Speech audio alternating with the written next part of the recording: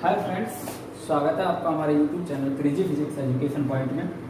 हम बात कर रहे हैं अपनी वीडियो में क्लास 12 की फिजिक्स, उसके पहले चैप्टर के हम न्यूमेरिकल कर रहे हैं।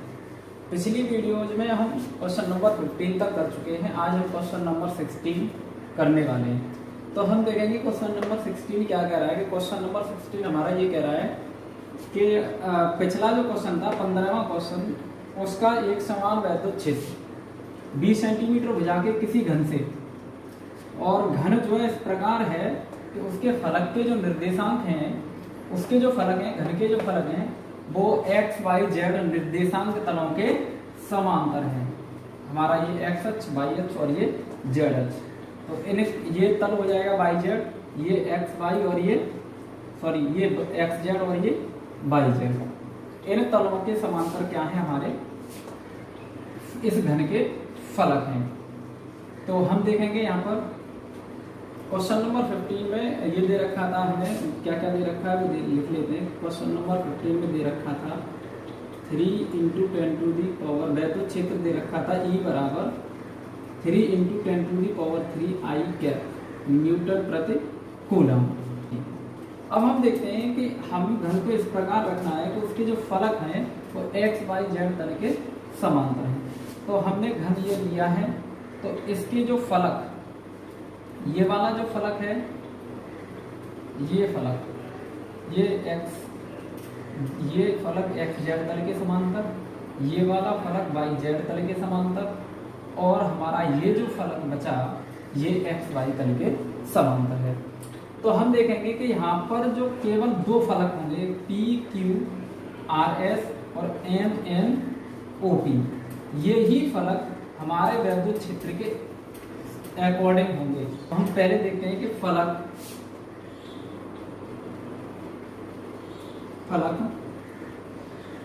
M, N, O, P से निर्गत वैद्युत फ्लक्स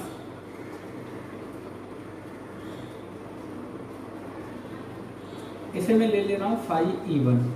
φE1 बराबर ये होता है हमारा फॉर्मूला E डॉट ए। अब मैं यहां देखता हूं कि E डॉट ए, E वैद्युत क्षेत्र की डायरेक्शन किधर है, एक्स अक्ष के अकॉर्डिंग, और यहाँ पर क्षेत्रफल सदिश की भी डायरेक्शन क्या है, एक्स अक्ष के अकॉर्डिंग। तो यहाँ पर थीटा इक्वल टू कितना हो जाएगा, 0। थीटा इक्वल टू हो जाएगा यहाँ पर हमारा 0। तो ये हो जाएगा E A cos 0 कहने का मतलब मैं लिख सकता हूँ इसे E A, ये हमारा वैद्युत फ्लक्स हो गया। अब मैं बात करूँगा, अब इस फलक की बात कर लेते हैं P Q R S। P Q R S पर हम देखते हैं इसके फलक का जो क्षेत्रफल सदिश है वो क्या है, यहाँ पर वैद्युत क्षेत्र के ठीक अपोजिट है। वैद्युत क्षेत्र की डायरेक्शन एक्स अक्ष के पॉजिटिव एक्स अक्ष की ओर है, और ये यहाँ पर क्षेत्रफल सदिश की जो डायरेक्शन है वो एक्स के नेगेटिव अक्ष की ओर है। तो यहाँ पर थीटा की जो वैल्यू होगी, यहाँ पर पी क्यू आर एस की थीटा की वैल्यू हो जाएगी 180 डिग्री। तो φ अतः लिखूंगा मैं नाउ फलक पी क्यू आर एस से निर्गत फ्लक्स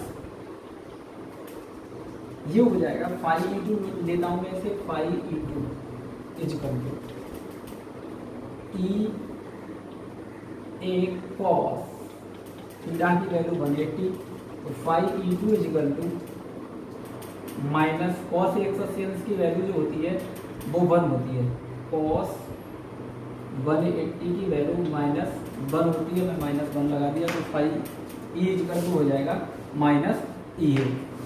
इसका स्क्रीनशॉट लीजिए, फिर हम आगे बढ़ते हैं। अब हम देखते हैं, अब हम टोटल घन से निर्गत कंडीशन के अनुसार संपूर्ण घन से निर्गत फ्लक्स निकालेंगे। अतः संपूर्ण घन से निर्गत फ्लक्स, कुल जो फ्लक्स होगा, नेट फ्लक्स, वो हम ले लेते हैं फाई ई और फाई ई इजकल टू हो जाएगा phi E one plus phi E two. Phi E one की वैल्यू हमारी थी ई ए और फाई ई टू की वैल्यू थी हमारी माइनस ई ए, दोनों कैंसिल। अब फाई ई इजकल टू हो जाएगा हमारा 0। ये हो गया हमारा क्वेश्चन नंबर 16 का आंसर कि ये दी गई कंडीशन के अनुसार इस घन से जो है हमारा ये जो घन दे रखा है इससे निर्गत वैद्युत फ्लक्स कितना आएगा हमारा 0। क्लियर। हाँ, अब हम आगे देखते हैं क्वेश्चन नंबर 17। क्वेश्चन नंबर 17 क्या कह रहा है हमारा? क्वेश्चन नंबर 17 ये कह रहा है कि किसी काले बॉक्स के पृष्ठ पर विद्युत क्षेत्र की सावधानी पूर्वक ली गई माप यह संकेत देती है कि बॉक्स के पृष्ठ से गुजरने वाला नेट फ्लक्स, यानी ये क्या दे रखा है? वैद्युत फ्लक्स, यानी फाई की वैल्यू हमारी दे रखी है कितनी? 8.0 × 10⁻³ न्यूटन मीटर स्क्वायर पर कूलम। अब हम पॉइंट ए में निकालना है कि बॉक्स के भीतर नेट आवेश कितना है। पॉइंट बी में ये कह रहे हैं कि यदि बॉक्स के पृष्ठ से नेट बहिर्मुखी आवेश 0 है तो क्या आप यह निष्कर्ष निकालेंगे कि बॉक्स के भीतर कोई आवेश नहीं है? अगर नहीं है तो क्यों, और है तो क्यों नहीं? तो देखते हैं क्वेश्चन, उसका सॉल्यूशन करते हैं। सॉल्यूशन सबसे पहले सवाल में क्या दे रखा है वो लिखेंगे हम। गिवन दैट सवाल में दे रखा है हमें वैद्युत flux phi equal to 8.0 × 10⁻³ newton metre square पर कूलम। अब हमें यहाँ से निकालना है टोटल चार्ज, कुल आवेश। हम ले रहे हैं कि कुल आवेश Q है और ये हमें ज्ञात करना है पार्ट ए। पार्ट बी में ये कह रहे हैं फाई ई इजकल टू 0 है। देन हमें ये दिखाना है क्या Q भी 0 होगा? Q 0 और नॉट 0। तो देखते हैं, करते हैं। हम सीधा सीधा ये जानते हैं कि फाई ई इजकल टू हमारा Gauss theorem, by Gauss theorem.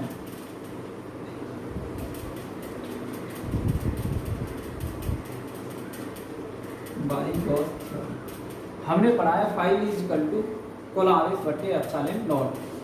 Epsilon nought की जरूरत पड़ेगी तो हमें एप्सिलॉन नॉट की वैल्यू हम पढ़ के आए 8.85 × 10⁻12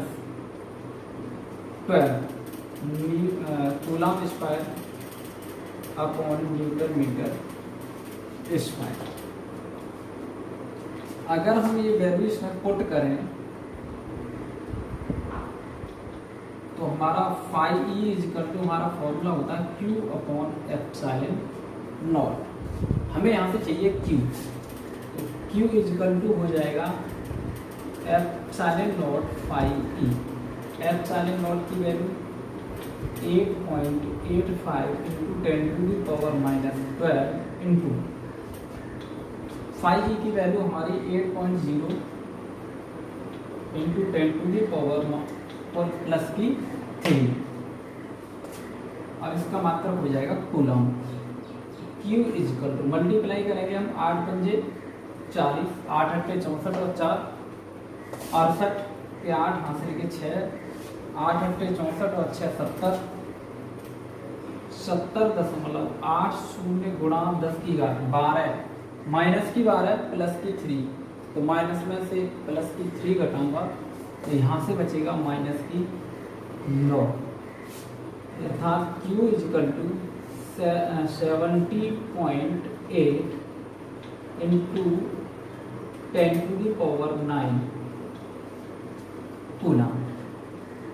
या ऐसे मैं ये भी लिख सकता हूँ 70.8 नैनो कूलम आंसर। ये इस क्वेश्चन ए पार्ट का आंसर। स्क्रीनशॉट लीजिए, उसके बाद हम बी पार्ट करते। बी पार्ट में ये कह रहे हैं कि फाई इजकल टू 0 है, तो क्या Q 0 होगा?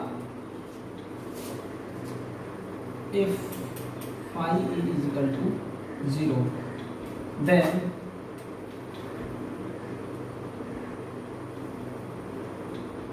Q Q upon epsilon naught is equal to 0 implies that Q is equal to 0।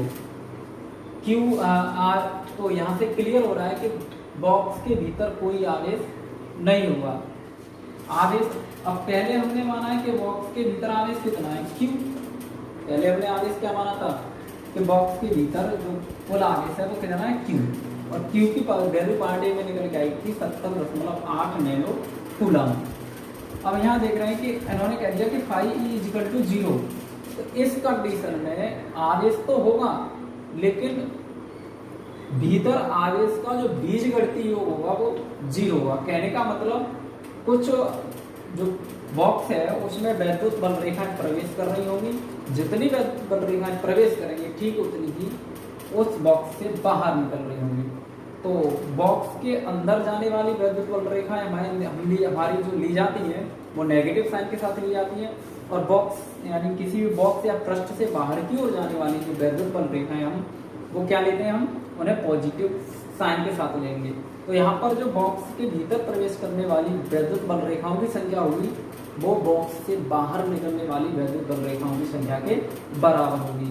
कहने का मतलब आवेश का बीजगणितीय योग 0 होगा। आवेश का बीजगणितीय योग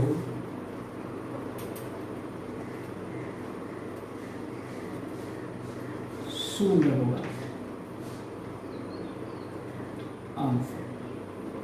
अब क्वेश्चन नंबर 18 देखते हैं, स्क्रीनशॉट लीजिए। अब देखते हैं हम क्वेश्चन नंबर 18।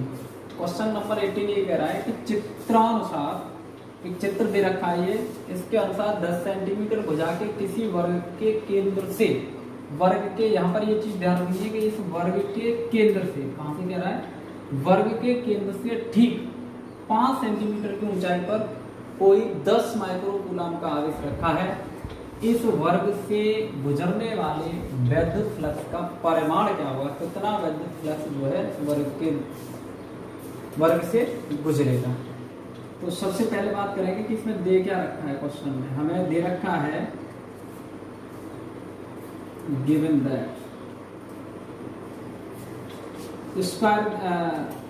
स्क्वायर की साइड दे रखी है, वर्ग की भुजा दे रखी है 10 सेंटीमीटर, यानी a बराबर 10 सेंटीमीटर दे रखा है। दूसरा, इसके केंद्र से ठीक 5 सेंटीमीटर की ऊंचाई पर हाइट दे रखी है 5 सेंटीमीटर।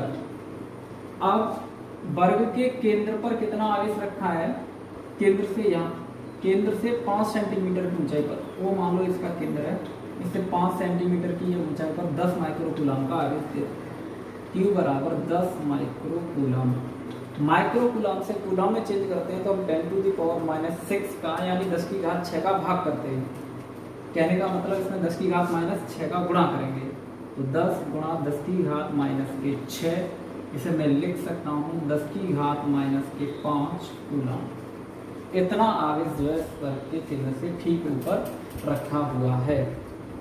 अब मैं अगर इसे आगे बढ़ा दूं, इसको मैं इससे मिला दूं, इसको इससे मिला दूं, इसे आगे बढ़ा दूं और इसे भी आगे बढ़ा दूं,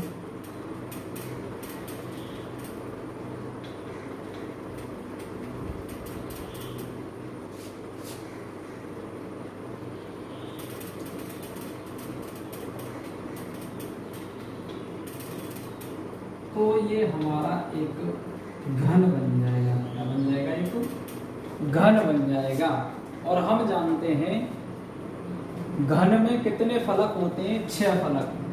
और ये जो वर्ग दे रखा था हमारा, ये वाला वर्ग, ये घन का एक फलक होगा।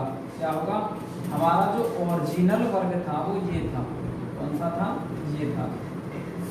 ये जो है अब हमें यहाँ से दिखाई दे रहा है कि ये घन का एक फलक बन गया। तो हम अब इसे करने वाले हैं क्वेश्चन को। नाउ हम जानते हैं घन में कितने फलक होते हैं, 6 फलक होते हैं। घन में कितने फलक होते हैं, 6 फलक। अब हमें वर्ग जो होगा वो इस घन का एक फलक होगा। चूंकि दिया गया वर्ग घन का एक फलक है, अतः इस वर्ग से निर्गत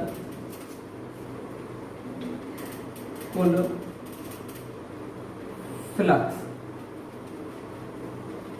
फाई ई इजकल टू, अब टोटल घन से निकालते तो हम क्या करते, Q अपॉन एप्सिलॉन नॉट, सीधा सीधा फॉर्मूला लगाते Q अपॉन एप्सिलॉन नॉट।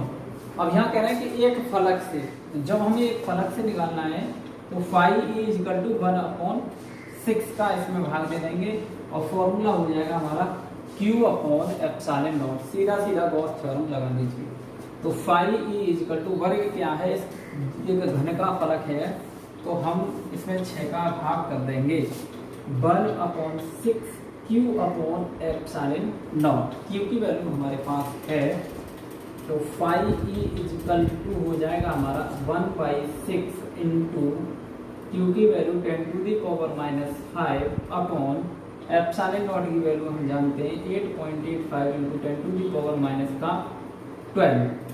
अब मैं अगर इसे सॉल्व करूं तो सॉल्व करने के बाद phi E is equals to, मैं यहाँ से दशमलव हटा रहा हूँ और 2 जीरो यहाँ पर बढ़ा देता हूँ, तो phi is equal to 100 upon 6 गुणा 885 और 10 की घात -12 को ऊपर ले जाऊंगा तो ये 10 की घात -12 प्लस की हो जाएगी, ये -5, तो -5 में +12 में से घटाऊंगा तो 10⁻7।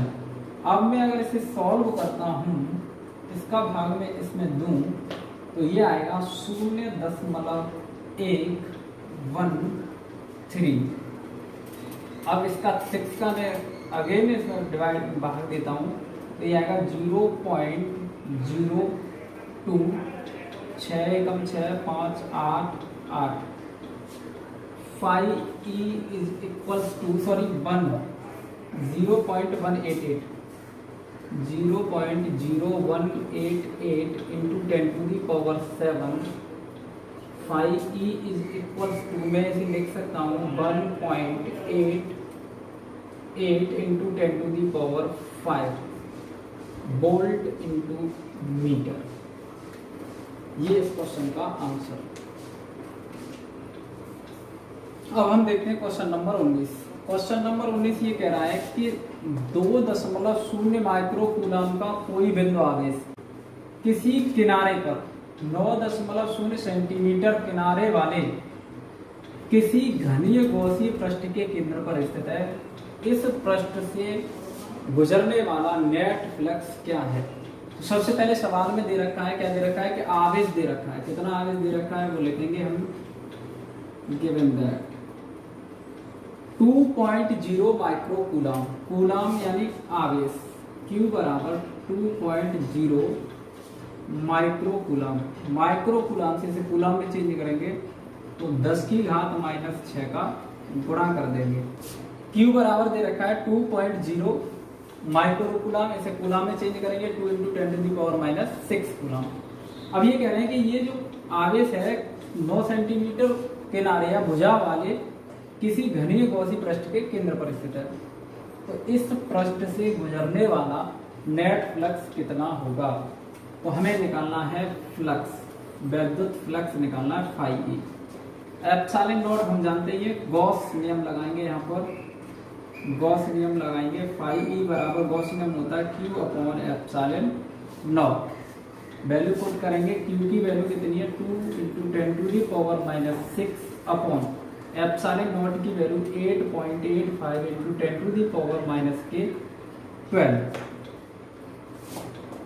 तो phi E is equal to 2 upon 8.85 into 10⁻⁻6। नीचे से पावर ऊपर ले जाएंगे तो किसकी हो जाएगी, +12। यहाँ से दशमलव हटाएंगे, 2 अंक हैं, 2 जीरो घट जाएंगे। अब मैं इसका भाग देता हूँ, इसका भाग दूंगा 0.2 देते हैं, यहाँ पर भाग देके देखते हैं।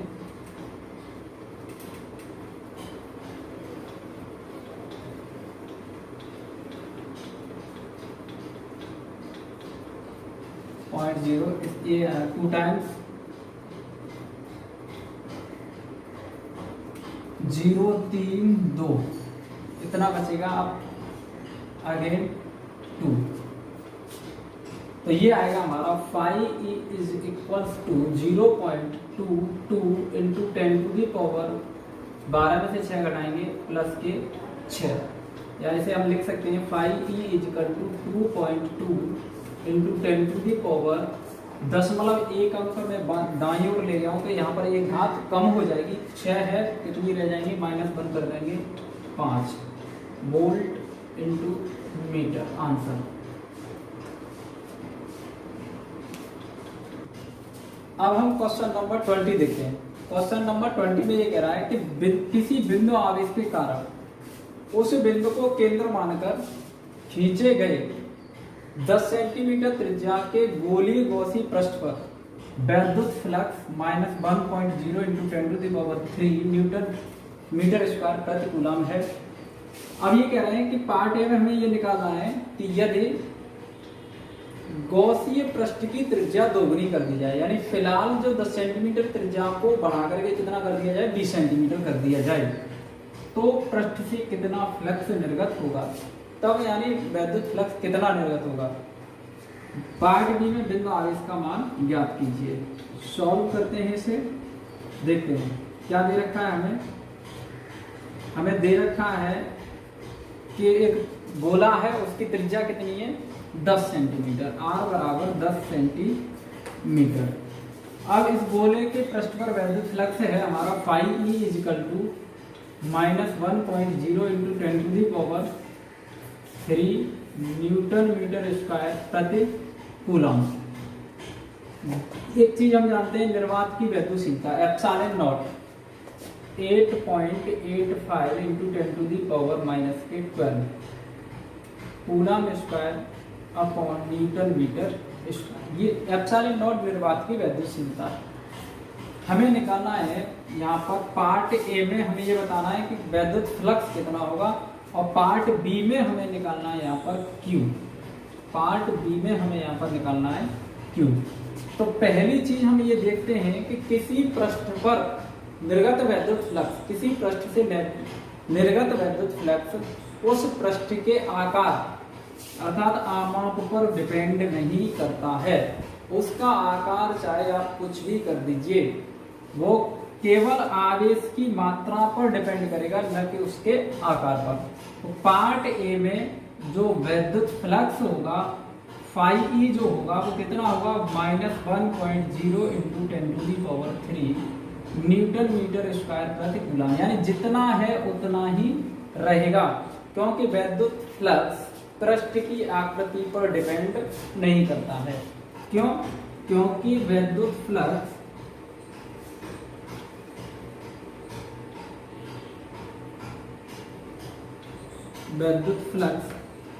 पृष्ठ की आकृति या आकार पर डिपेंड नहीं करता है, निर्भर नहीं करता है।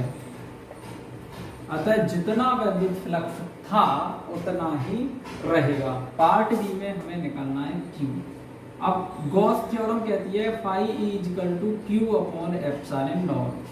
phi हमारे पास है, एप्सिलॉन नॉट हम जानते ही हैं, निर्वात की वैद्युशीलता है। Q निकालना है तो Q बराबर epsilon nought phi e। Value put करेंगे इसकी 8.85 into 10 to the power -12 into -1.0 into 10 to the power +3 10 to the power 3। अब मैं इसकी पावर को यहाँ पर +3 है, यहाँ -12, तो यहाँ 3 अगर जोड़ता हूँ तो -9 बचेगी, और इसका -1 का मल्टीप्लाई हो जाएगा। Q is equal to -8.85 into 10 to the power -9 coulomb, या मैं इसे ये भी लिख सकता हूँ -8.85 नैनो कूलम। कूलम से नैनो कूलम को नैनो कूलम में चेंज करेंगे तो 10 की घात 9 का कर देते हैं गुणा। 10 की घात 9 का गुणा करेंगे तो -9 + 9 कट जाएंगे, यानी क्या हो जाएगा -8.85 नैनो कूलाम। ये हो गया हमारा क्वेश्चन नंबर 20। और क्वेश्चन नंबर पहली एक्सरसाइज में हमारे क्वेश्चन नंबर 21, 22, 23 और 24 रह गए, वो करेंगे हम अगली वीडियो में। आज की वीडियो में बस इतना ही। वीडियो अगर पसंद आए तो लाइक कीजिए, चैनल को सब्सक्राइब जरूर करें और कमेंट करें। Thank you.